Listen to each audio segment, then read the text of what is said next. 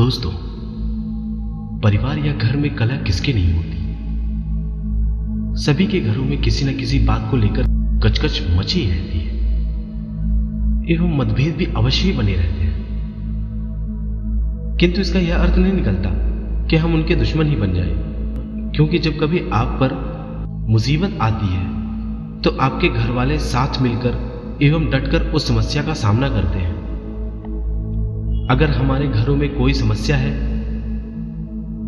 तो हमें उसे दूसरों से साझा ना कर अपनों के साथ मिलकर उस समस्या का समाधान निकालना चाहिए, क्योंकि कभी कभी हमारी समस्याएं तो कम नहीं होती, अपितु समस्या और भी भयानक रूप ले लेती है और सामने वाला लोभी व्यक्ति उस समस्या का फायदा उठाने लगता है। मेरे मित्रों, आज हम आपके लिए ऐसी ही कहानी लेकर प्रस्तुत हैं जो आपको यह बताएगी कि क्या होता है जब आपके घर की कलह का फायदा कोई और उठाता है। ये जानने के लिए अंत तक हमारे साथ बने रहिए। तो आप सभी का ज्यादा समय व्यर्थ ना करते हुए आरंभ करते हैं आज की कहानी। तो एक बार की बात है, एक कुएं में एक गंगाधर नाम का मेढक अपने परिवार एवं रिश्तेदारों के साथ रहा करता था।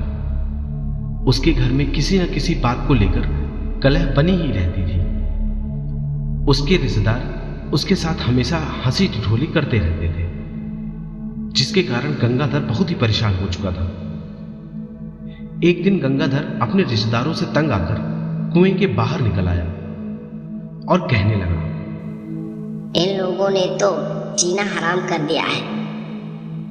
भला बताओ, इतना मजाक किसी का कोई उड़ाता है क्या? लगता है इन सबको मौत की सजा सुना दूं। और यही सोचते सोचते इधर उधर फुदकने लगता है।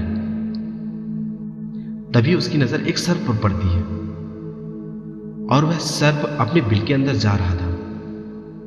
उसे देखकर मेढक के मन में एक विचार आया, क्यों ना इस सर्प को ले जाकर उन सभी रिश्तेदारों को जो मेरा मजाक उड़ाते हैं, इसके द्वारा उन्हें नष्ट करवा दूं। उनके नष्ट होने के बाद मैं शांति से अपना जीवन व्यतीत करूंगा।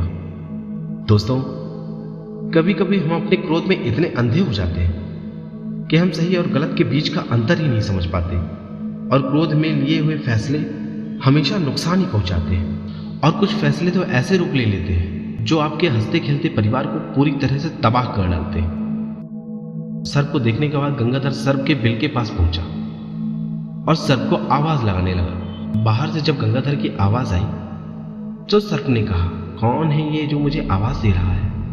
ना तो यह कोई सर्प है और ना ही कोई मेरा मित्र। कहीं कोई सर्प पकड़ने वाला तो नहीं आया है जिसकी मनसा मुझे पकड़ने और नुकसान पहुंचाने की है। वैसे भी नीति तो यही कहती है कि जिसे आप नहीं जानते हो उसके ऊपर विश्वास ही नहीं करना चाहिए। फिर पूछो तो कौन है? सर्प कहता है, कौन है भाई? कौन है जो मुझे आवाज लगा रहा है? बाहर से गंगाधर बोलता है, भाई मेरा नाम गंगाधर है, आपके पास वाले कुएं में रहता हूं और आपसे मित्रता करने के लिए आया हूं। सर्प ने कहा, तेरा दिमाग खराब है क्या? ये बता, कभी शिकार और शिकारी की मित्रता भी हुई है? गंगाधर बोलता है, भाई मैं अपने रिश्तेदारों से बहुत ही परेशान हूं और मैं चाहता हूं कि आप मेरे साथ चलो और इन सबको खा जाओ, जिससे आपकी भूख भी शांत हो जाएगी और मेरा बदला भी पूरा हो जाएगा, जिससे मुझे बहुत शांति मिलेगी। सर्प बोलता है, किंतु मैंने अपना बिल छोड़ दिया तो मेरे बिल पर कोई और सर्प अधिकार कर लेगा। तुम चिंता क्यों करते हो? मैं तुम्हारे रहने का प्रबंध करूंगा ना। कुएं में एक बिल है, उसमें एक छिपकली भी रहती है। तुम उसी के साथ रहना और मैं जिसे इशारा करके बताऊं तुम उसे खा जाना। सर्प मन में कहता है, इसकी बात तो सही है और वैसे भी अब मैं बूढ़ा हो चुका हूं और शिकार भी नहीं पकड़ पाता हूं। अब यह मूर्ख मेढक मुझे स्वयं ही दावत दे रहा है तो मैं इसके साथ चला जाता हूं और अपना पेट भरता हूं। तब सर्प बिल से बाहर आया और कहता है, मेरा नाम नागेश है, मैं तुम्हारी बात मानकर तुम्हारे साथ ही चलता हूं, किंतु मेरी सारी जिम्मेदारी तुम्हारी होगी। गंगाधर कहता है, ठीक है नागेश भाई। अब गंगाधर और नागेश साथ में कुएं में चल देते हैं। गंगाधर नागेश को कुएं के बिल में ले जाता है अब और अपने परेशान करने वाले रिश्तेदारों को उसे इशारा करके बता देता है। नागेश ने एक एक करके सभी को खाना शुरू कर दिया। जब गंगाधर के सारे विरोधियों को नागेश खा गया तो गंगाधर ने नागेश से कहा, चलो मित्र, अब तुम्हारा काम खत्म हो गया है, अब तुम वापस जा सकते हो। नागेश एकदम क्रोध से भर गया और फटकारते हुए गंगाधर से बोला, अरे अब मेरे बिल में किसी और सर्प ने अधिकार कर लिया होगा, अब मैं कहां जाऊंगा? और तुमने कहा था कि मैं तुम्हारी जिम्मेदारी हूं, अब मैं यहीं रहूंगा और तुम मेरे लिए रोज एक बैठक का प्रबंध करोगे, अन्यथा मैं तुम्हें और तुम्हारे संपूर्ण परिवार को खा जाऊंगा। अब गंगाधर डर के मारे वहां से निकल गया और रोज नागेश के लिए एक बैठक का प्रबंध करता। मेरे मित्रों, गंगाधर ने परिवार के कलह से बचने के लिए क्रोध में एक रास्ता निकाला और वह रास्ता गंगाधर के गले की फांस बन गया। इसीलिए मित्रों, परिवार में कितना भी कलह हो, मिलकर एवं बैठकर सुलझा लेना चाहिए और एकजुट होकर साथ ही रहना चाहिए। अब जब रोज नागेश गंगाधर के प्रियजनों एवं मित्रों को भी खाने लगा, तब वह कहता है, हाय राम, मैंने यह क्या कर दिया? अनजाने में, अपने क्रोध में मैंने अपने ही परिवार को नष्ट कर दिया, अब मैं क्या करूं?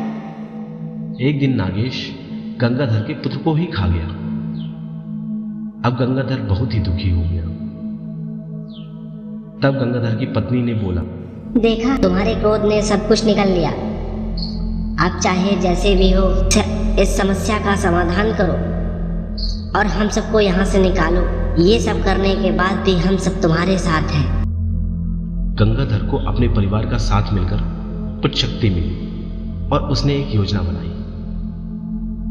गंगाधर नागेश के पास जाता है और कहता है, तुमने सबको तो खा लिया और मेरे पुत्र को भी खा गए, अब यहाँ से चले जाओ।